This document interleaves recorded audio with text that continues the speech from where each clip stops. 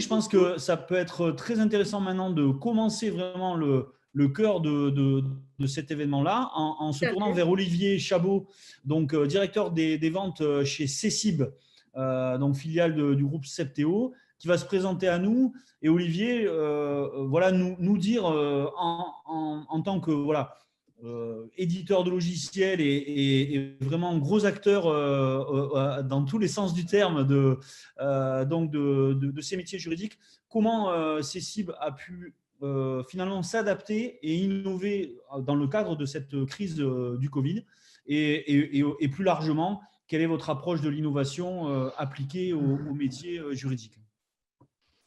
Bonjour à tous, oui, donc je me présente, je suis Olivier Chabot, directeur des ventes chez Cecib et j'ai une double casquette parce que je suis aussi directeur des solutions métiers chez Cecib.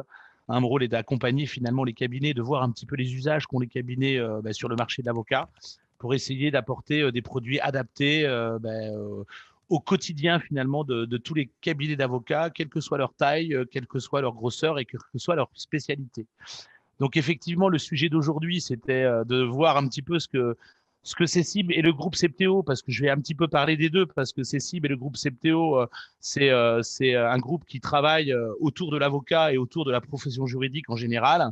Et on a effectué quelques rachats cette année qui complètent un petit peu la gamme de nos produits pour justement aller de plus en plus vers l'intelligence artificielle, vers la digitalisation et ainsi de suite, qui sont clairement des sujets précis qui ont permis à nos utilisateurs de pouvoir vivre la période de confinement de mars, mais également la période actuelle, qui est un petit peu plus légère quand même, mais vivre cette période-là de manière plutôt sereine.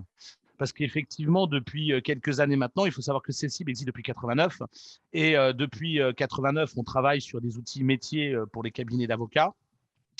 Et depuis 2015, on a commencé à travailler sur nos solutions cloud. C'est-à-dire qu'avant, on avait des solutions qui, vous savez, c'était en client-serveur, donc étaient, on va dire, pas adaptées à de la mobilité, sauf avoir une grosse machinerie en interne pour les cabinets avec des gros serveurs, des systèmes Microsoft assez lourds. Et c'est vrai que depuis 2015, on travaille sur le cloud.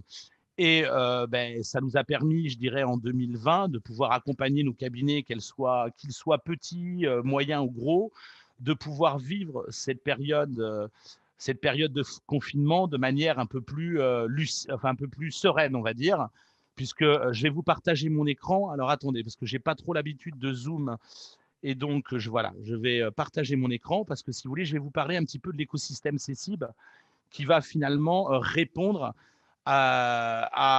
au questionnement de qu'est-ce qu'a fait Cecib finalement pour la partie du confinement, en sachant qu'on ne le savait pas, mais finalement on avait commencé à travailler sur des outils qui permettraient à nos cabinets de pouvoir vivre ce moment un petit peu plus sereinement. Donc, je ne sais pas si tout le monde voit mon écran. Oui, c'est bon. Voilà, donc vous voyez ici aujourd'hui, là, je vais vous parler de l'écosystème Cecib parce qu'effectivement, vous voyez, on a vraiment travaillé à la digitalisation de nos outils pour déjà permettre au cabinet de pouvoir continuer, avoir une continuation dans sa productivité et son organisation. Donc ça, c'est nos produits phares hein, dont je viendrai parler, qui sont nos logiciels Ceciber, Cecim Neo et Cecim Mac Neo pour les gens qui auraient du Mac. Ensuite, depuis des années, on travaille sur la mobilité et effectivement, nos outils qui maintenant sont sur le cloud apportent vraiment 100% de mobilité à nos clients.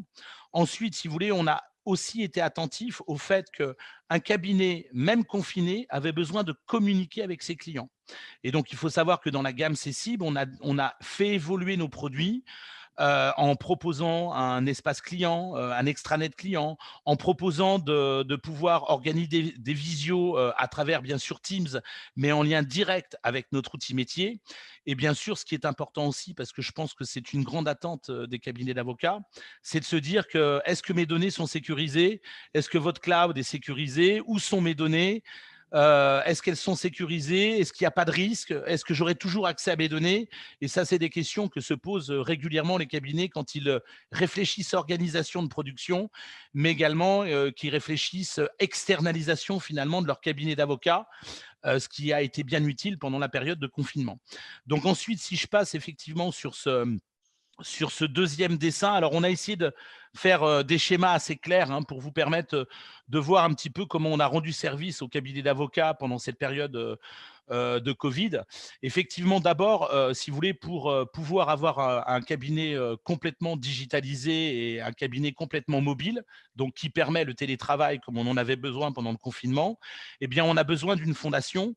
Et pour nous, les fondations, c'est les produits phares que Cécib aujourd'hui développe, qui sont Céciber pour les petites et moyennes structures, Cécib Néo qui sont, je dirais, pour des cabinets un petit peu plus structurés et qui ont besoin on va dire, d'indicateurs et d'organisation un peu plus poussée.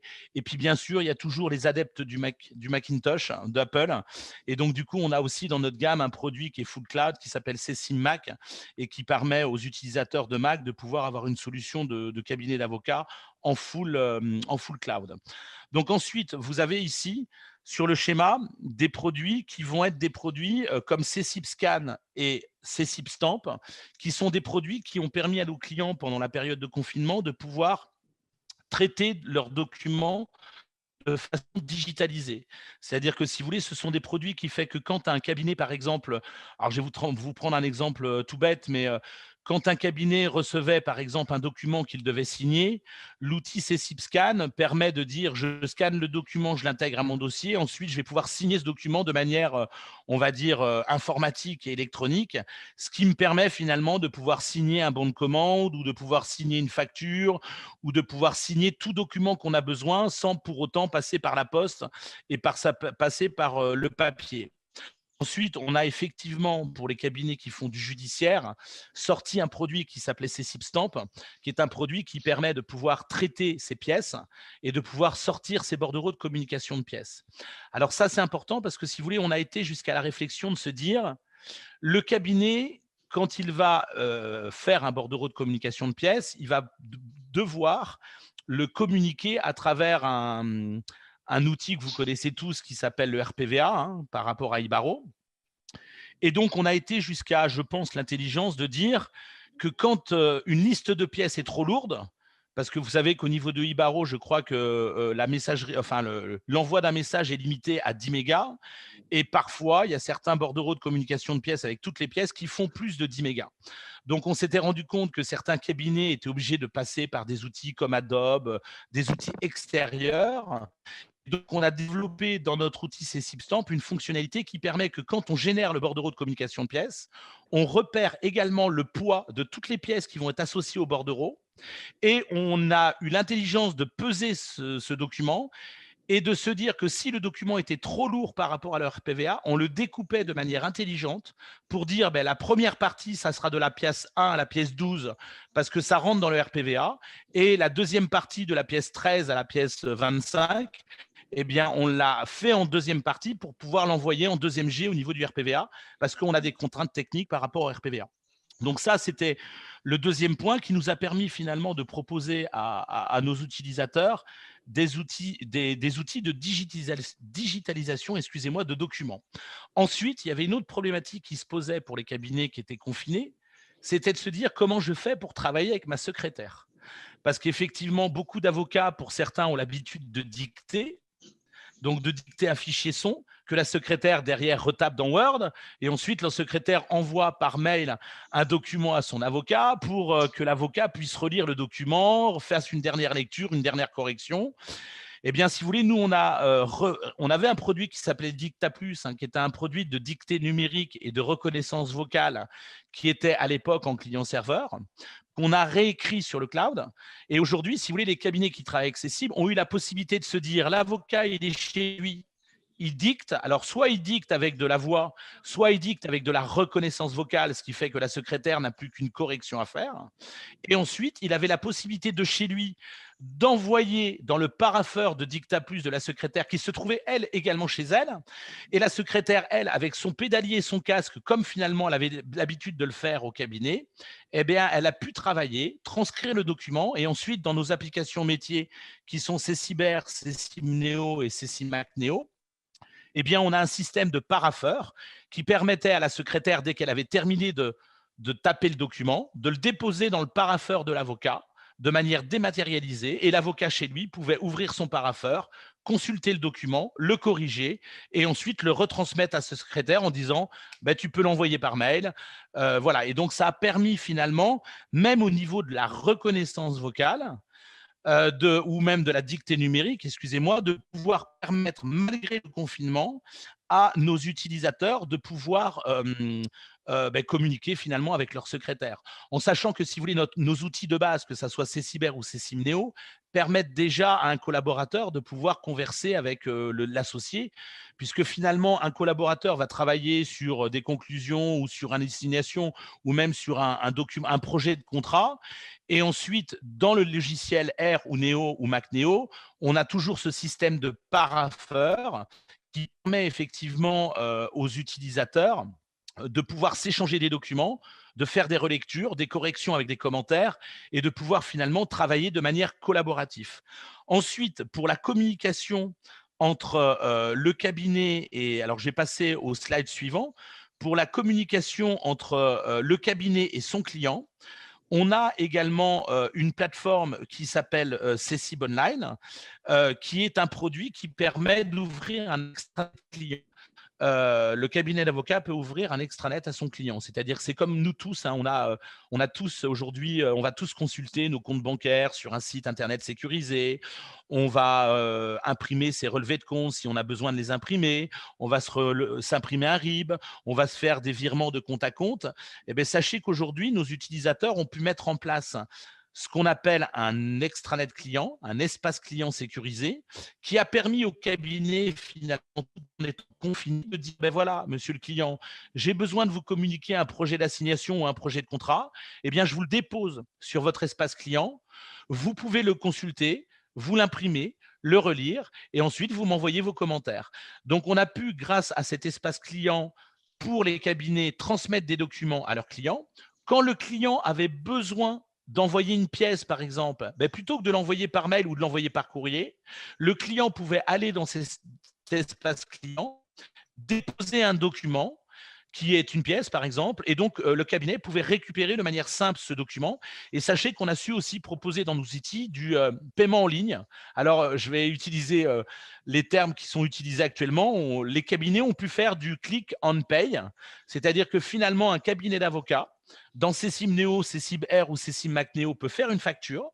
Il peut la publier sur l'espace du client. Et l'espace du client, dans l'espace du client, le client a une petite carte bancaire en face de la facture et il pouvait la payer en ligne par sa carte bancaire. Donc, ce qui a permis également à nos cabinets de pouvoir continuer à avoir de la trésorerie rentrée par le système de paiement en ligne de leurs factures à travers l'espace client.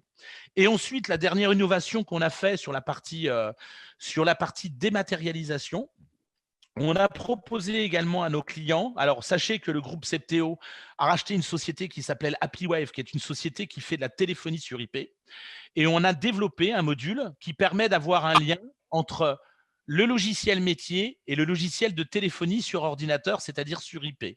Ce qui fait que finalement, on a développé un outil qui fait que quand le client appelait le cabinet d'avocats, même si le personnel n'était pas dans son cabinet, il y avait une redirection du numéro de téléphone cabinet vers les ordinateurs de chaque collaborateur du cabinet qui se trouvait chez eux. Et finalement, les clients, c'était quelque part en toute transparence. Quand ils appelaient le cabinet, ils appelaient le numéro du cabinet, puis ils tombaient sur la secrétaire. Et la secrétaire, à travers ce logiciel de téléphonie sur IP et ce lien avec l'outil métier, elle pouvait dire « Bonjour, monsieur Chabot, vous appelez dans quel dossier ?» Parce que finalement, quand le client appelait, il y avait une remontée de son numéro de téléphone. Et à travers l'outil métier, on reconnaissait la personne qui appelait. On proposait les dossiers pour lesquels finalement le client appelait. Et donc, du coup, la secrétaire pouvait passer l'appel à l'avocat ou éventuellement, si l'avocat n'était pas disponible, elle pouvait saisir un ticket à l'avocat, ce qui a permis aussi, en période de confinement et en période de travail à la maison, de pouvoir permettre au cabinet d'être joignable grâce à un outil de téléphonie sur IP. Donc voilà, voilà ce que Cecib a mis en place. Et ensuite, pour parler un petit peu des filiales de cibles. On a la société EcoStaff, par exemple, qui fait du secrétariat externalisé et qui a proposé à nos clients de pouvoir prendre le standard téléphonique, puisque c'est des équipes qui sont à Tunis, prendre le standard téléphonique pour justement permettre au cabinet quand même d'être joignable entre midi et 2, le matin, le soir, ou éventuellement pour les cabinets qui n'avaient pas la possibilité d'avoir d'outils téléphoniques sur IP, de pouvoir quand même être joignable. Et on a effectivement notre société Asco qui, elle, fait du business développement, qui a un outil qui s'appelle Mitlo, qui permet également de pouvoir, pour un client ou un prospect, prendre un rendez-vous en ligne comme Doctissimo finalement, Doctolib, excusez-moi. Et finalement, la plateforme Mitlo a permis à EcoStaff de proposer aux clients Cécile, mais aux clients du groupe également, la possibilité de dire vous pouvez prendre rendez-vous avec moi en ligne et en plus vous pouvez le prendre en visio parce qu'on a développé bien sûr le lien avec la visio Teams. Donc voilà un petit peu ce qu'on a mis en place pour que les cabinets puissent, on va dire, passer cette période de confinement en toute sérénité, en tout cas en n'étant pas bloqués dans leur production. Voilà. Merci Olivier.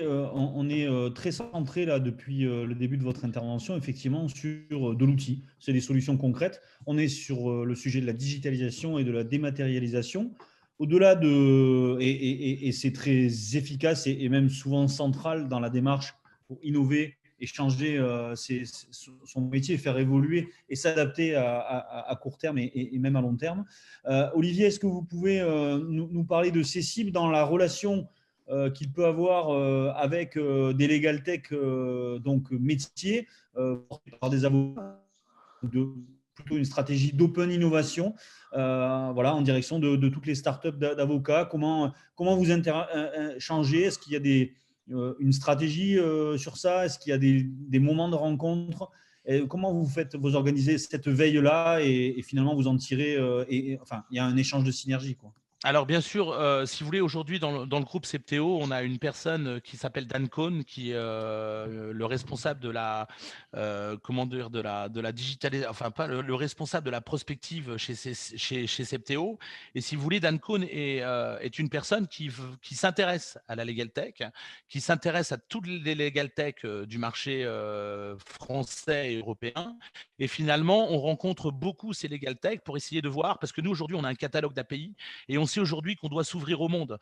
On sait qu'il y a beaucoup de sociétés qui font des produits complémentaires à la nôtre et qui permettent finalement de pouvoir, avec des liens API, de pouvoir travailler en collaboration. Leurs données peuvent nous intéresser et nos données peuvent les intéresser. Et donc aujourd'hui, si vous voulez, Dan Cohn fait un travail, je dirais, de rencontre, nous présenter beaucoup de legal tech avec qui on travaille. Vous voyez, par exemple, la société Softclaw qui a été rachetée par le groupe Septéo récemment. C'est une société qui travaille sur l'intelligence artificielle, qui est une legal tech. Elle travaille sur de la remontée d'informations, de l'analyse d'informations pour les cabinets d'avocats.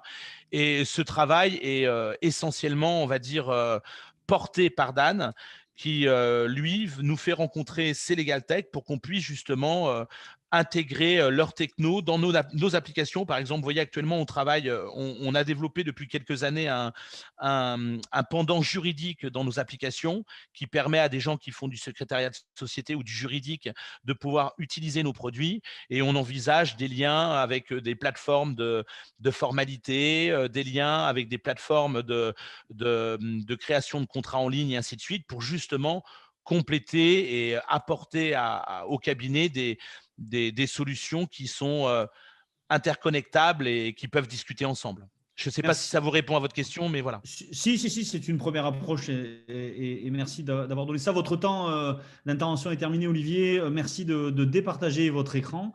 C'est ce que je vais faire. Voilà, c'est gentil. Et bon, on pourra bien évidemment après ouvrir le champ des questions un peu plus largement.